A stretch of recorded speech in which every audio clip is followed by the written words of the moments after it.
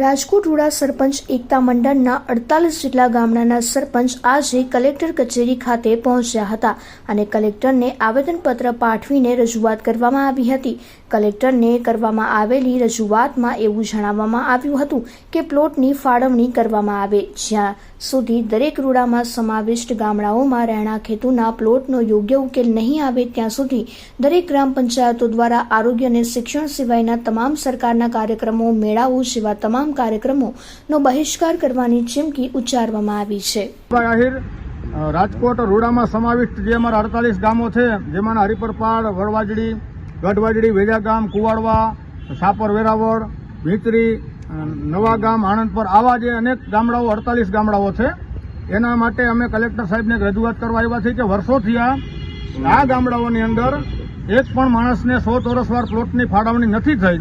એના માટે અમે આજે સાહેબને રજૂઆત કરવા આવ્યા છે કે સરકારશ્રી તાત્કાલિક આ મુદ્દે કાંઈ ઉકેલ લાવે, કેમ કે 8 મહિનાથી અમે આ લડાઈ કરી છે।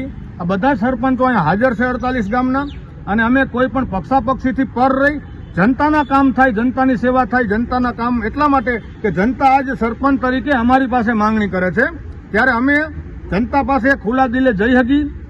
અને બીજું કે જે કાંઈ સરકારી કાર્યક્રમો આવે છે એ પક્ષાપક્ષીથી પર રહીને બધા સરપંચો ભાઈ નિભાવે છે, આપણે બધા કામો નિભાવે છે।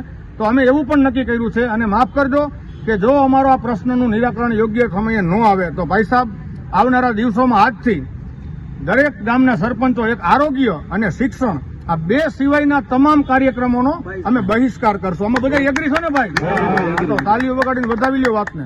એટલે કહેવાનો અર્થ એ છે કે 100 ચોરસવાર જમીન 30 વર્ષથી 35 વર્ષથી નથી મળી, એટલે ઘણા પરિવારોને એક ફળિયામાં 4 દીકરાઓને વવારું છોકરાઓ સાથે રહેવા મજબૂર બન્યા છે। બહુ જ તકલીફ ગામડામાં છે, એટલે અમારી ફરજિયાત એવી માંગણી છે, હૃદયની માંગણી છે, લાગણી છે સમગ્ર રાજકોટ જિલ્લાના ગામડાઓની કે 100 ચોરસવારના પ્લોટ જ્યાં નિમ થઈ ગયા છે એની ફાળવવા માટે તાત્કાલિક વિધિ કરવામાં આવે, અને જ્યાં નિમ ગામતળ નથી થયું ત્યાં તાત્કાલિક ગામતળ બનાવવામાં આવે।